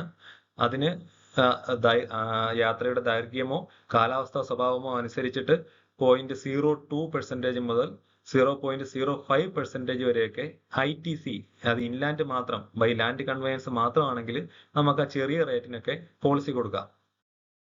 ഇനി ഇതിന്റെ കൂട്ടത്തിൽ നമ്മൾ SRCC അഥവാ സ്ട്രൈക്കിന്റെ മിനിമം റേറ്റ് അല്ലെങ്കിൽ അഡീക്വേറ്റ് ആയിട്ടുള്ള റേറ്റ് ആഡ് ചെയ്യണം. അങ്ങനെയാണ് നെറ്റ് റേറ്റ് അഥവാ ഫൈനൽ റേറ്റിലേക്ക് എത്തുന്നത്. ഇനി നമുക്ക് വേറൊരു കാർഗോ ടൈപ്പ് നോക്കാം. ഒരു ഹെവി മെഷീനറിയാണ്, 2.5 ടൺ ഭാരമുണ്ട്. അതിന്റെ വാല്യൂ 1.5 കോടി രൂപയാണ്. അപ്പോൾ ഇവിടെ നമുക്ക് എന്തൊക്കെയാണ് റിസ്ക് ഫാക്ടർ എന്ന് നോക്കിയാൽ, ഈ ഹെവി മെഷീനറിക്ക് ഒരു പ്രത്യേകതയുണ്ട്. നമ്മുടെ കോട്ടൺ ബെയിൽസ് എന്നൊക്കെ പറഞ്ഞാൽ ഒരു ലോറിയിൽ ഈവൺ ആയിട്ട് ആയിരിക്കും സ്റ്റാക്ക് ചെയ്തിരിക്കുന്നത്. ഒരു ആക്സിഡന്റ് പറ്റിയാലും 1-2 ചാക്ക് ഡാമേജ് പറ്റും. എന്നാൽ ഒരു ഹെവി മെഷീനറി നമ്മൾ പ്രധാനമായും അത് ഹാൻഡിൽ ചെയ്യുമ്പോൾ, ലിഫ്റ്റ് ചെയ്യുമ്പോഴായാലും ട്രാൻസ്പോർട്ട് ചെയ്യുമ്പോഴായാലും എന്തെങ്കിലും ചെറിയൊരു അപകടം പറ്റിയാൽ തന്നെ ഈ ഫുൾ സം ഇൻഷുർഡ് ആയിട്ടുള്ള 1.5 കോടിയും ഒരു ചെറിയ ഏരിയയിലാണ് കോൺസെൻട്രേറ്റ് ചെയ്തിരിക്കുന്നത്. ചെറിയൊരു ഡാമേജിൽ തന്നെ വളരെ വലിയൊരു ക്ലെയിം വരാനുള്ള സാധ്യത കൂടുതലാണ്. ഇനി ഇത് ലോഡിങ്ങിന്റെയോ അൺലോഡിങ്ങിന്റെയോ ഒക്കെ ടൈമിൽ എന്തെങ്കിലും പറ്റിക്കഴിഞ്ഞാൽ, മെഷീൻ ഫാൾ അങ്ങനെ എന്തെങ്കിലും സംഭവിച്ചാൽ ടോട്ടൽ ലോസ് ആവാനുള്ള സാധ്യതയുണ്ട്. അപ്പോൾ അതിന്റെ റിസ്ക് അത്രയും കൂടുതലായതുകൊണ്ട് തന്നെ അതിന് നല്ല ഹൈ റേറ്റിലാണ് ചാർജ് ചെയ്യേണ്ടത്. 0.1 to 0.5% ഒക്കെ ഐഡിയൽ റേറ്റ്സ് ആണ്. ഇൻലാൻഡ് ട്രാൻസിറ്റിന് ഒരു ശരാശരി 0.15% ഒക്കെ എടുക്കാം. ഓവർസീസ് ട്രാൻസിറ്റ് ആകുമ്പോഴത്തേക്കും അതിന്റെ ലോഡിങ് അൺലോഡിങ് കൂടും, ദൈർഘ്യം കൂടും. അതുകൊണ്ട് താരതമ്യേന ഹൈ റേറ്റ് എടുക്കേണ്ടതായിട്ടുണ്ട്. ഇനി അതേസമയം നമ്മൾ എക്സ്ട്രാക്റ്റഡ് വെജിറ്റബിൾ ഓയിൽസ്, നമുക്കറിയാം ക്യാപ്സിക്കം ഒക്കെ അത് എക്സ്ട്രാക്ട് ചെയ്ത് അതിന്റെ എസൻസ് ഒക്കെ എടുത്തിട്ട് അങ്ങനെ വെജിറ്റബിൾ ഓയിൽസ് ഒക്കെ ഉണ്ട്, അതിന്റെ ഡെറിവേറ്റീവ്സ് അങ്ങനെയുള്ളതൊക്കെ നമ്മൾ ബാരൽസിലായിരിക്കും ട്രാൻസിറ്റ് ചെയ്യുന്നത്. അതിനുള്ള സ്വാഭാവികമായിട്ടുള്ള റിസ്ക് ഏതെങ്കിലും ആക്സിഡന്റിൽ ചെറിയ തട്ടലോ മുട്ടലോ ഒക്കെ വന്നു കഴിഞ്ഞാൽ ലീക്കായി ഈ കണ്ടെയ്നർ പൊട്ടി ലീക്കായി പോകാനുള്ള സാധ്യതയുണ്ട്. അവിടെ നമ്മൾ ഓർക്കേണ്ട കാര്യം, നേരത്തെ മെഷീനറിയുടെ കാര്യത്തിൽ പറഞ്ഞതുപോലെ ഒരു ഫുൾ സം ഇൻഷുർഡ് പോകാനുള്ള ചാൻസ് താരതമ്യേന കുറവാണ്. 1-2 ബാരൽസ് ഒക്കെ പൊട്ടിയേക്കാം. പിന്നെ തീ പിടിക്കാനുള്ള സാധ്യത നമ്മുടെ പെട്രോളോ ഡീസലോ പോലെ ഹൈ റിസ്ക് ഉള്ളതല്ലെങ്കിലും ഒരു ഒൺസ് ഒരു ഫയർ എസ്റ്റാബ്ലിഷ് ചെയ്ത് കഴിഞ്ഞാൽ കണ്ടിന്യൂസ് ഫയർ ഫുൾ കത്തിപ്പോകാനുള്ള സാധ്യതയുണ്ട്. അപ്പോൾ തീരെ ചെറിയ റേറ്റും വേണ്ട, റേറ്റും കൊടുക്കാൻ കഴിയില്ല, വളരെ വലിയ റേറ്റും വേണ്ട. അതിനിടയ്ക്കുള്ള ഒരു 0.04 ടു 0.065% അല്ലെങ്കിൽ ഒരു 0.1 വരെ പരമാവധി ഒരു ഓവർസീസ് ട്രാൻസിറ്റിനൊക്കെ കൊടുത്താൽ മതിയാകും. ഇനി നമുക്ക് ഒരു പോളിസിയിൽ സാധാരണ ഉൾപ്പെടുത്തുന്ന ടേംസ് ആൻഡ് കണ്ടീഷൻസ് എന്തൊക്കെയാണെന്ന് നോക്കാം.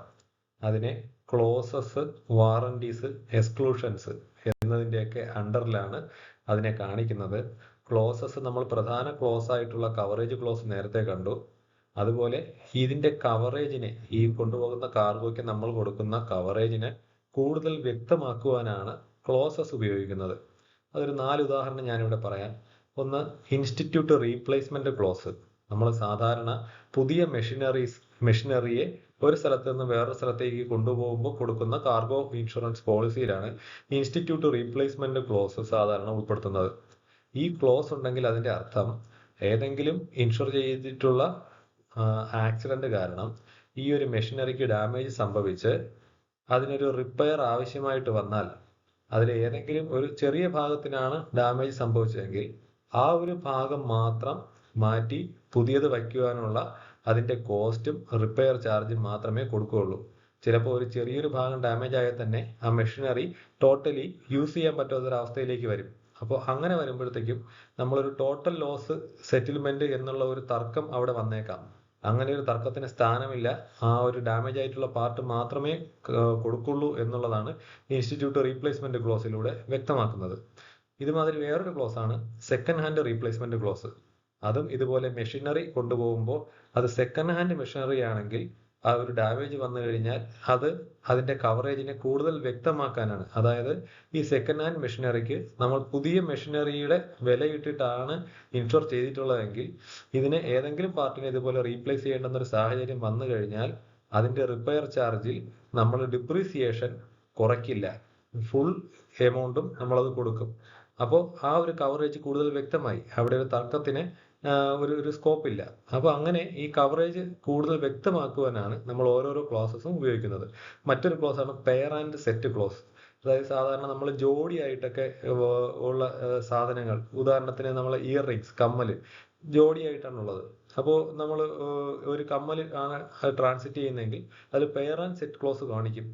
അതിന്റെ അർത്ഥം ഇതിൽ ഏതെങ്കിലും ഒരു ജോഡിയിൽ ഒരെണ്ണം പോയി കഴിഞ്ഞാൽ ആ പോയ ഒരു സാധനത്തിന്റെ പൈസ പ്രൊപ്പോർഷണേറ്റ് എമൗണ്ട് മാത്രമേ നമ്മൾ ക്ലെയിം ആയിട്ട് കൊടുക്കുള്ളൂ. കാര്യം ഒരു കമ്മൽ മിസ്സായാലും ആ പെയർ ടോട്ടലി യൂസ്ലെസ് ആയി. എന്നിരുന്നാൽ തന്നെയും നമ്മൾ ടോട്ടൽ സം ഇൻഷുർഡ് കൊടുക്കില്ല. അപ്പോൾ 100 രൂപയ്ക്കാണ് ആ പെയർ ഇൻഷുർ ചെയ്തിട്ടുള്ളതെങ്കിൽ ഒരു കമ്മൽ ഡാമേജ് ആയാൽ ആ ഒരു കമ്മലിന്റെ വിലയായിട്ടുള്ള 50 രൂപ മാത്രമേ നമ്മൾ ക്ലെയിമിൽ സെറ്റിൽ ചെയ്യുള്ളൂ. ഇൻസ്റ്റിറ്റ്യൂട്ട് ക്ലാസിഫിക്കേഷൻ ക്ലോസ് നമ്മൾ നേരത്തെ പറഞ്ഞതുപോലെ നമ്മുടെ പലതരത്തിലുള്ള കപ്പലുകളുണ്ട്. ആ കപ്പലിന്റെ ആ ഒരു സ്റ്റാൻഡേർഡ് ഓഫ് കൺസ്ട്രക്ഷനും മെയിൻ്റനൻസും ഒക്കെ സർട്ടിഫൈ ചെയ്യുന്ന ചില ക്ലാസിഫിക്കേഷൻ സൊസൈറ്റീസ് ഉണ്ട് വേൾഡ് വൈഡ്. അതിൽ ഏതെങ്കിലും അംഗത്വമുള്ള കപ്പലിന് ഇൻസ്റ്റിറ്റ്യൂട്ട് ക്ലാസിഫിക്കേഷൻ ക്ലോസ് പ്രകാരം ആ ഒരു സൊസൈറ്റിയുടെ മെമ്പർഷിപ്പ് ഉണ്ടായിരിക്കും. അപ്പോൾ അത് നമ്മുടെ ആ ഒരു കപ്പലിന്റെ സീ വർത്തിനെസ്സിനൊക്കെ, അഥവാ കടലിൽ പോകുവാനുള്ള അതിന്റെ കപ്പാസിറ്റിക്കൊക്കെ ഉള്ള ഒരു സർട്ടിഫിക്കറ്റ് ആയിട്ടാണ് യൂസ് ചെയ്യുന്നത്. അപ്പോൾ നമ്മൾ അങ്ങനെ ഒരു ക്ലോസ് ഉൾപ്പെടുത്തി കഴിഞ്ഞാൽ ആ കപ്പലിന്റെ മിനിമം ഗ്യാരണ്ടി ആയി, നല്ലൊരു കപ്പലിലാണ് അത് പോകുന്നതെന്ന് നമുക്ക് ഊഹിക്കാം. അതുപോലെ മറ്റൊന്നാണ് വാറണ്ടീസ് എന്ന് പറയും. വാറണ്ടീസ് എന്ന് പറഞ്ഞാൽ പൊതുവെ ഏതൊരു പോളിസിയിൽ ഉൾപ്പെടുത്തിയാലും വാറണ്ടീസിന്റെ അർത്ഥം ഈ ഒരു പോളിസിയിൽ കവറേജ് കിട്ടുവാൻ ഇൻഷുർഡ് പാലിക്കേണ്ടുന്ന ചില കാര്യങ്ങളാണ് വാറണ്ടീസ്. ഉദാഹരണത്തിന് നമ്മൾ നേരത്തെ പറഞ്ഞതുപോലെ കോട്ടൺ ബെയിൽസ് കൊണ്ടുപോകുമ്പോൾ നമ്മൾ ഇങ്ങനെ ഒരു വാറണ്ടി വയ്ക്കുകയാണ്. അതായത് the goods are to be carried in a structurally closed wagon എന്ന് പറഞ്ഞാൽ അത് സ്ട്രക്ചറലി ക്ലോസ്ഡ് വണ്ടിയായിരിക്കണം. അല്ലാതെ ടാർപ്പ വലിച്ച് കെട്ടിക്കൊണ്ടുപോയാൽ അതിൽ ക്ലെയിം കിട്ടില്ല. അല്ല ഓപ്പൺ ആയിട്ട് കൊണ്ടുപോയിട്ട് മഴ പെയ്ത് ഡാമേജ് ആയി കഴിഞ്ഞാൽ അതിൽ ക്ലെയിം കിട്ടില്ല. അപ്പോൾ ഇത് നമ്മൾ ഈ വാറണ്ടിയിൽ പറഞ്ഞിരിക്കുന്ന പാലിച്ചിട്ടില്ല എന്നുണ്ടെങ്കിൽ ഇൻഷുർഡിന് ഒരു ക്ലെയിം വന്നു കഴിഞ്ഞാൽ ക്ലെയിം കിട്ടില്ല. ഇനി അടുത്തതാണ് എക്സ്ക്ലൂഷൻസ്. എക്സ്ക്ലൂഷൻസ് എന്ന് പറഞ്ഞാൽ ഈ പോളിസിയിൽ കിട്ടാത്ത കാര്യങ്ങൾ. നേരത്തെ നമ്മൾ ആദ്യം തന്നെ ഇൻസ്റ്റിറ്റ്യൂട്ട് കാർഗോ ക്ലോസ് പറഞ്ഞപ്പോൾ കുറെ ജനറൽ എക്സ്ക്ലൂഷൻസ് പറഞ്ഞു. അതായത് ഏതൊരു പോളിസിയിലും കിട്ടാത്ത ജനറൽ എക്സ്ക്ലൂഷൻസ്, അതിന് പുറമെ ഏതെങ്കിലും അഡീഷണൽ എക്സ്ക്ലൂഷൻസ് ഉണ്ടെങ്കിൽ അതും കൂടെ നമുക്ക് ഈ എക്സ്ക്ലൂഷൻസ് എന്നുള്ള ഹെഡിൽ കാണിക്കാം. അടുത്തതാണ് പോളിസി എക്സസ്. നമുക്കറിയാം ഏതൊരു പോളിസിയിലും, മോട്ടോർ പോളിസിയിലൊക്കെ മിനിമം 1000 രൂപ ഏതൊരു ക്ലെയിം വന്നു കഴിഞ്ഞാലും കട്ട് ചെയ്യുമെന്ന് പറയുന്നത് പോലെ തന്നെ നമ്മൾ മറൈൻ പോളിസിയിലും ഒരു എക്സസ് കാണിക്കും. സാധാരണഗതിയിൽ അതിനെ ഒരു percentage subject to minimum value, അതായത് 0.5% of consignment value. Consignment value എന്നാൽ നമ്മൾ ഈ കൊണ്ടുപോകുന്ന ടോട്ടൽ കൺസൈൻമെന്റിന്റെ വാല്യൂ, അതിന്റെ 0.5% subject to a minimum of 10,000. Minimum 10,000 രൂപ കുറയ്ക്കും, അല്ലെങ്കിൽ 0.5% കുറയ്ക്കും. ഇതിലേതാണ് ഹയർ വാല്യൂ എന്ന് വെച്ച് കഴിഞ്ഞാൽ അത് കുറയ്ക്കും. അതാണ് പോളിസി എക്സസ്. ഇനി things to be included in a policy. ഒരു പോളിസിയിൽ നമ്മൾ ഇഷ്യൂ ചെയ്യുമ്പോൾ ഉൾപ്പെടുത്തേണ്ടുന്നതായിട്ടുള്ള കാര്യങ്ങൾ, അത് എവിടെ നിന്നൊക്കെ കിട്ടും എന്നുള്ളതാണ് പറയുന്നത്. നമ്മുടെ ആദ്യം തന്നെ ഇൻഷുറൻസ് എടുക്കാൻ വരുന്നത് ഒരു സെയിൽ ഇൻവോയ്സ് അഥവാ ബില്ലുമായിട്ടാണ്. ആ ബില്ലിൽ നിന്ന് നമുക്ക് കിട്ടുന്ന വിവരങ്ങൾ എന്ന് പറഞ്ഞാൽ കൺസൈനർ ആരാണ്, അതായത് ഈ കാർഗോ കയറ്റി അയക്കുന്നത് ആരാണ്, കൺസൈനി റിസീവ് ചെയ്യുന്ന ആരാണ്, ആ ഗുഡ്സ് എന്താണ്, അതിൻ്റെ ടോട്ടൽ വാല്യൂ എത്രയാണ്, ഈ പർട്ടിക്കുലർ ഇൻകോട്ടേം ഏത് ഇൻകോട്ടേം പ്രകാരമാണ് ഇത് കയറ്റി അയക്കുന്നത്, അതായത് നമുക്ക് എവിടെ നിന്ന് ഏത് വരെ ഈ വരുന്നതൊക്കെ കവറേജ് കൊടുക്കണം എന്നുള്ളത് തീരുമാനിക്കുന്ന ഇൻകോട്ടേം ഉണ്ടാവും. പോർട്ട് ഓഫ് ലോഡിംഗ്, ഏത് പോർട്ടിൽ നിന്നാണ് ഈ സാധനം കയറ്റുന്നത്, ഏത് പോർട്ട് വരെ പോർട്ടിലാണ് ഇത് ഡിസ്ചാർജ് ചെയ്യുന്നത്, ഏത് തുറമുഖത്താണ് ഇതിനെ ഈ കാർഗോയെ ഡിസ്ചാർജ് ചെയ്യുന്നത്, ഡെലിവറി അഡ്രസ്, അതായത് ഫൈനൽ ഇത് ഏത് വെയർ ഹൗസിലാണ് എത്തേണ്ടതെന്നുള്ളതാണ് ഡെലിവറി അഡ്രസ്സിൽ കാണുന്നത്. ഇത്രയും വിവരങ്ങൾ നമുക്ക് കാണാൻ പറ്റും. അത് പോളിസിയിൽ നമ്മൾ ഉൾപ്പെടുത്തണം. അതുപോലെ ഇൻവോയ്സിന്റെ കൂട്ടത്തിൽ ജനറേറ്റ് ചെയ്യുന്ന വേറൊരു സാധനമാണ് പാക്കിംഗ് ലിസ്റ്റ്. പാക്കിംഗ് ലിസ്റ്റിൽ നമുക്ക് കിട്ടുന്നത് ഇതിന്റെ മോഡ് ഓഫ് പാക്കിങ്, അതായത് ഇപ്പോൾ കോട്ടൺ ആണ് കൊണ്ടുപോകുന്നതെങ്കിൽ അത് ബെയിൽസ് ആയിട്ടാണോ, അല്ലെങ്കിൽ ഈ പാക്കറ്റിന് അകത്താണോ, കെട്ടായിട്ടാണോ, അല്ലെങ്കിൽ കാർട്ടൻ്റെ ഒക്കെ അകത്താണോ വെച്ചിരിക്കുന്നത്, അത് വെയിറ്റ് പെർ പാക്ക്, ഒരു പാക്കറ്റിന് എത്ര വെയിറ്റ് ഉണ്ട്, അങ്ങനെ എത്ര ടോട്ടൽ പാക്കറ്റ് ഉണ്ട് എന്നുള്ള ഡീറ്റെയിൽസ് ആണ് പാക്കിംഗ് ലിസ്റ്റ് കിട്ടുന്നത്. പാക്കിംഗ് ലിസ്റ്റ് നോക്കുന്നത് നമുക്ക് റേറ്റ് ചെയ്യാൻ സഹായിക്കും. അതുപോലെ അതിൻ്റെ ഡീറ്റെയിൽസ് പോളിസി കൊടുക്കുന്നത് ഇതിനെക്കുറിച്ചിട്ടുള്ള ഒരു എക്സാക്റ്റ് വിവരണം കിട്ടാൻ സഹായിക്കും. പിന്നെ നമ്മൾ ഇതുവരെ കണ്ടിട്ടില്ലാത്ത, ഇതുവരെ പറയാത്ത ഒരു ഡോക്യുമെന്റ് ആണ് അടുത്തത് BL അഥവാ ബിൽ ഓഫ് ലേഡിംഗ്. അതുപോലെ തന്നെ LR അഥവാ ലോറി റെസിപ്റ്റ്, പിന്നെ എയർവേ ബില്ല്. BL എന്ന് പറഞ്ഞാൽ നമ്മുടെ കാർഗോ ഒരു ഷിപ്പിലേക്ക് ലോഡ് ചെയ്ത് കഴിഞ്ഞാൽ ആ ഷിപ്പിൽ നിന്ന് ഇഷ്യൂ ചെയ്യുന്ന ഒരു ഡോക്യുമെന്റ് ആണ്. നമ്മളിത് ആ ഷിപ്പിലേക്ക് നമ്മുടെ കാർഗോ ലോഡ് ചെയ്യുന്നുള്ളതിൻ്റെ ഒരു പ്രൂഫും ഒരു കോൺട്രാക്റ്റും ഒക്കെ ആയിട്ട് ഇത് ഉപയോഗിക്കുന്നു. ഇതിന് ആവശ്യം വരുന്നത്, പിന്നീട് അടുത്ത സ്ലൈഡിൽ ക്ലെയിമിൻ്റെ ഒക്കെ കാര്യം പറയുമ്പോൾ ജസ്റ്റ് ഒന്ന് പറയാം. പിന്നെ ഒരു ക്ലെയിമിൻ്റെ ആവശ്യം വരികയാണെങ്കിൽ നമ്മുടെ കാർഗോ ഈ ഷിപ്പിലാണ് കയറ്റിയത് എന്നുള്ളതിൻ്റെ പ്രൂഫായിട്ട് ഈ ബിൽ ഓഫ് ലേഡിങ് ഉപയോഗിക്കുന്നു. അതുപോലെ ലോറിയിലേക്കാണ് നമ്മൾ ലോഡ് ചെയ്ത് ലാൻഡ് കൺവെയൻസിലൂടെയാണ് നമ്മൾ ഈ കാർഗോ കൊണ്ടുപോകുന്നതെങ്കിൽ ലോറിയിൽ കയറ്റി കഴിഞ്ഞാൽ ലോറിക്കാരൻ ഇഷ്യൂ ചെയ്യുന്ന ഒരു ഡോക്യുമെൻ്റ് ആണ് LR അഥവാ ലോറി റെസിപ്റ്റ്. അതുപോലെ ബൈ എയർ ആണ് പോകുന്നതെങ്കിൽ എയർവേ ബില്ലാണ് ഇഷ്യൂ ചെയ്യുന്നത്.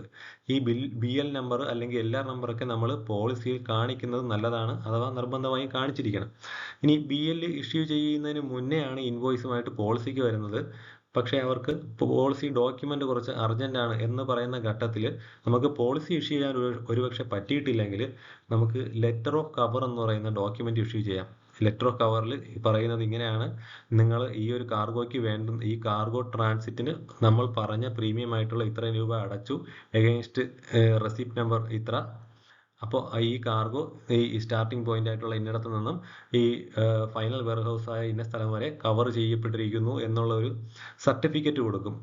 അതിനെയാണ് നമ്മൾ സാധാരണ മറൈനിൽ ലെറ്റർ ഓഫ് കവർ എന്ന് പറയുന്നത്. പിന്നീട് BL കിട്ടുന്ന മുറയ്ക്ക് നമുക്ക് പോളിസി ആയിട്ട് ഇഷ്യൂ ചെയ്യാൻ പറ്റും.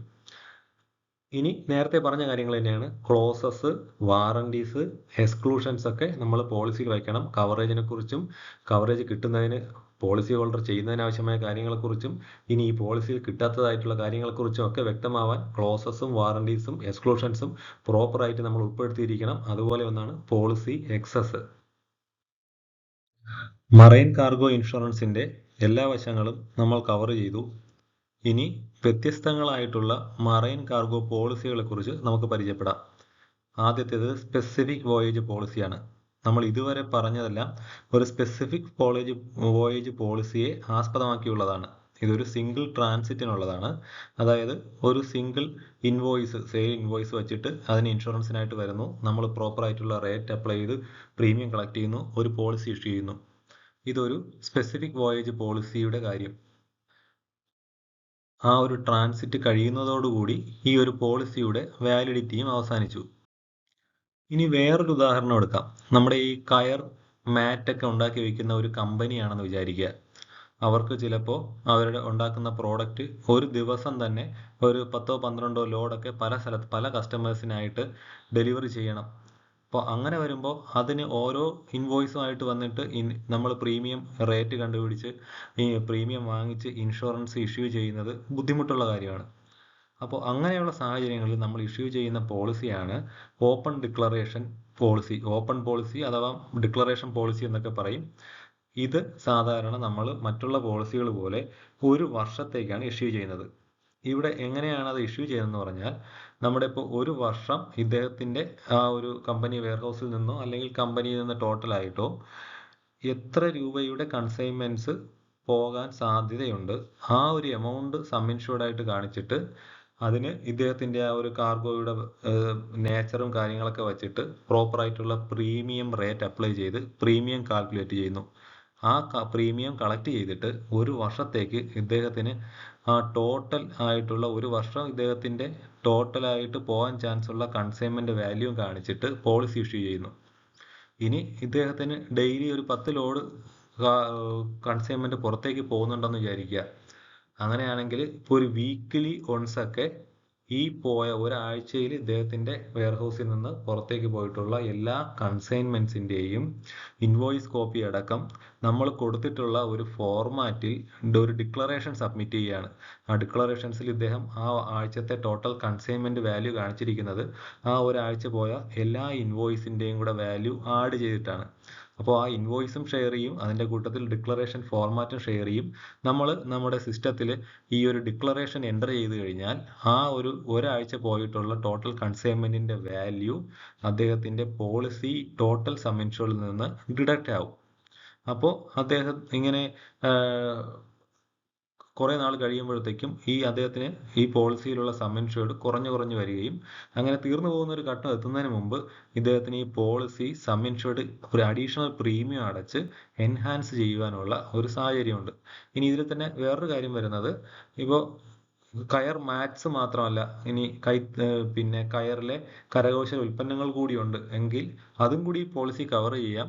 നമുക്ക് ഏതൊക്കെ കമ്മോഡിറ്റിയാണ് ഇതിൻ്റെ ഈ പോളിസിയുടെ പരിധിയിൽ വരുന്നെന്നുള്ളത് കമ്മോഡിറ്റി ലിസ്റ്റിൽ പോളിസിയിൽ കാണിച്ചാൽ മതി.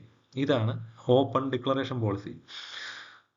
ഇനി നമുക്ക് അടുത്ത് വരുന്നത്, ഇപ്പോൾ ഇതിനേക്കാളൊക്കെ വലിയൊരു കമ്പനി, ഉദാഹരണത്തിന് ഇപ്പോൾ സ്പൈസസ് ഒക്കെ എടുത്ത് അതിൻ്റെ ഡെറിവേറ്റീവ്സും എക്സ്ട്രാക്റ്റ് ഒക്കെ എടുത്തിട്ട് പിന്നെ എക്സ്പോർട്ടും ലോക്കൽ സെയിൽസും ഒക്കെയുള്ള കമ്പനി. അപ്പോൾ ഇവർക്ക് സ്വാഭാവികമായിട്ടും ഇവരുടെ സ്പൈസസ് ഒക്കെ ചിലപ്പോൾ പൗഡർ ആക്കുന്നത് ഇവരുടെ ഉള്ളിൽ തന്നെയുള്ള കമ്പനി ഫാക്ടറിയിലായിരിക്കണമെന്നില്ല. ചിലപ്പോൾ പുറത്തോട്ടൊക്കെ കൊടുത്തിട്ട് സബ് കോൺട്രാക്റ്റ് ഒക്കെ കൊടുത്ത് പൊടിപ്പിച്ചെടുക്കുക, അങ്ങനെയൊക്കെയുള്ള പല പല ആക്ടിവിറ്റീസ് ഉണ്ടാവും. അപ്പം നമ്പർ ഓഫ് ട്രാൻസിറ്റ്സ് ഉണ്ടാവും.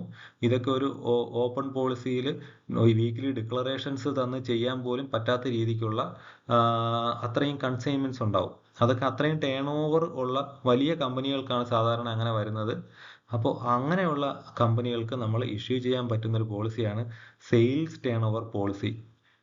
ഈ സെയിൽസ് ടേൺ ഓവർ പോളിസിയിൽ സം ഇൻഷുർഡ് ആയിട്ട് കാണിക്കുന്നത് ഈ പോളിസിയുടെ ഒരു വർഷ കാലയളവിലുള്ള ടോട്ടൽ ആൻറ്റിസിപ്പേറ്റഡ് ടേൺ ഓവർ ആണ്. അതായത് അടുത്ത ഒരു വർഷം ഈ കമ്പനിക്കുള്ള ആകെ വിറ്റുവരവ് ഇത്രയാണ് എന്നുള്ളത് ചില അസംഷൻസുകളിലൂടെ എത്തിയിട്ട് ആ ഒരു സം ഇൻഷുർഡ് കാണിച്ചിട്ട് ഒരു പോളിസി ഇഷ്യൂ ചെയ്യാണ്.